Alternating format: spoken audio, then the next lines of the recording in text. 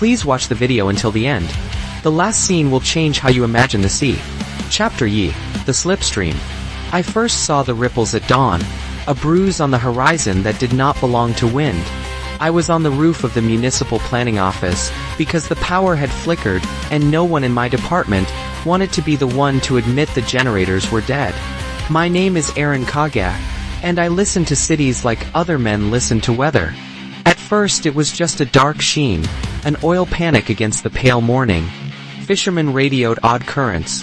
A ferry captain swore something had shifted beneath his hull, like a sleeping beast rearranging itself. We joked. We made spreadsheets. By noon the water boiled and the joke stopped. It surfaced in pieces, like a sick imagination trying on forms. A mouth, rows and rows of pale irregular teeth, pushed through the foam, and the smell hit me like a confession. It was not the smell of the sea. It smelled like old pennies and metal left in rain. People ran. Cameras pinged. I stood frozen until a wave of heat blew through the street, and a man 3 blocks away melted into a puddle of cloth and bone. We named it at first with noises. Thing, it, the thing in the bay.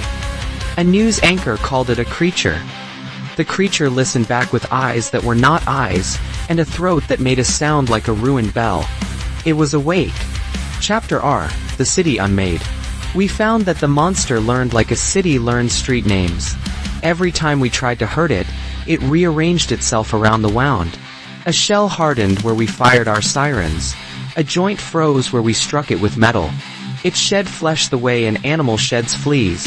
Unless those shreds became new mouths, sprouting like fungus on a fallen log. The government set up screens and desks and talking points. Committees met in rooms with thick curtains and untouched food. I was pulled into one of those rooms as a consultant after a radio interview where I had called for evacuation. The men in the room wore suits dyed the color of old coffee and spoke in paragraphs that folded into one another. Someone suggested a naval blockade. Someone else suggested a white paper. A woman named Mariko, an epidemiologist they introduced to me over too much sugar, kept saying, "We need to stop it, not debate how we look stopping it." Meanwhile, the city was burning. Highways buckled like coil springs, tram lines looped into knots. I walked through neighborhoods turned inside out, charred toys still clinging to porches, a child's bicycle half-sunk in liquefied asphalt. Survivors bellowed at us, at the camera, at the sky. The creature did not care for our cameras. Chapter 3. The Council of Smoke. As the days folded into one another, the creature's hunger seemed not physical but procedural. It swallowed bridges the way a bureaucrat swallowed deadlines. It learned from our weapons and adapted. Helicopters came home lacquered with static. Missiles fell like arguments. The council convened in a subterranean bunker. I remember the light, too bright and mercury slick, and the smell of heated plastic. They asked for plans and diagrams. They asked whether swift action could be justified without consent from authorities who could not be found. They debated legalities, even as a school bus burned outside. There was a man named Elias who refused to speak, until he could propose a solution he could swear on. Once he spoke, everyone listened. Injection of cold into the creature's arterial network, a plan to freeze what kept rehatching, to lower its metabolism and stop the branching. It was a fragile, desperate calculus. Freeze a living mountain before it learns to laugh at ice. I stayed because I could not walk away. I was there when the first attempt was made to thread pipes into the creature. White hoses looped like sacrificial cords. When men risked their bodies against something that would not be fooled. They tied themselves to anchors and lowered devices that looked like wedding gifts from a panicked god. When one of the pipes burst and threw a man into the water, the thing reached and snatched him, and the world learned that pain could be a message. Chapter C. The Mutation. The creature began to change faster than memory. Where it had been a thing of massive jaws and mottled hide, new areas crept out, tall and thin as the spires of ruined buildings. It knit itself into scaffolds and chimneys, sending tendrils of its own matter ashore like roots of a rotten tree. Scientists in white coats, people who smelled like burnt coffee and formaldehyde, took samples and washed their hands until their knuckles brightened. They told us in voices reduced to sterile light, that it was not an animal we had ever catalogued. It read the environment and wrote itself upon it, using the city's wreckage as ink. Radiation readings rose where it rested. Birds fell from the sky like spilled ink blots. Night brought a new terror. The sound. We thought we had heard everything. Rumbles, the twisting of metal. But then it sang. It sang with a pressure low enough to rattle fillings. And those who stood near the windows afterward found themselves humming the melody, without remembering when they had learned it. A child's drawing of the creature appeared under more windows than were left. Someone had carved its face into the side of a skyscraper, and at twilight the city looked like a mouth. Chapter 1: The Strike. We executed the plan on a dawn as thin as rice paper. The cold we had could only be made in a few places, and only for a single brilliant moment. I rode in a convoy of flatbeds piled with machines that breathed frost. We drove past neighborhoods that had become sets for a disaster film.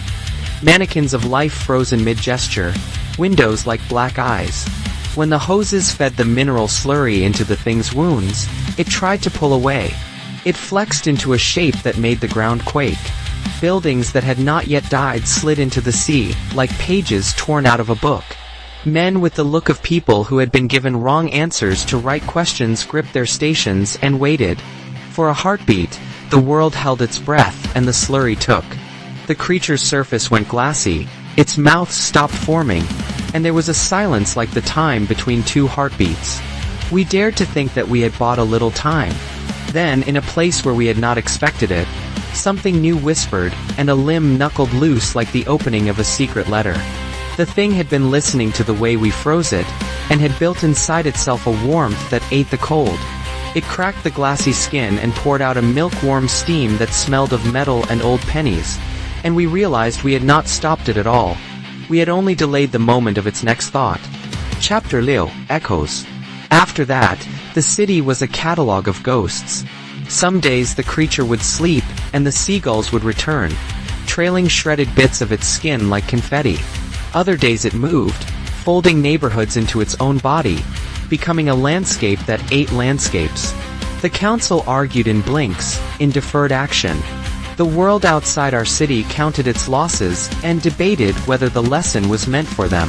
I walked the perimeter once, alone, past a playground where the swings hung like teeth. A woman there had built a shrine of small things. A tin soldier, a cracked watch, a photo of someone who looked like both of us. She told me that muteness is a form of prayer now. That if you listen long enough you can hear the creature humming old lullabies for the dead. We are better at naming disasters than at preventing them. And in the naming we try to tame what will not be tamed.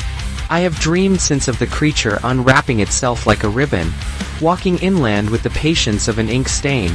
Sometimes I wake to the sound of distant sirens and a smell like pennies, and it takes a moment to remember that the sound is memory, not present. People ask me if there is an ending. I cannot promise one that is clean.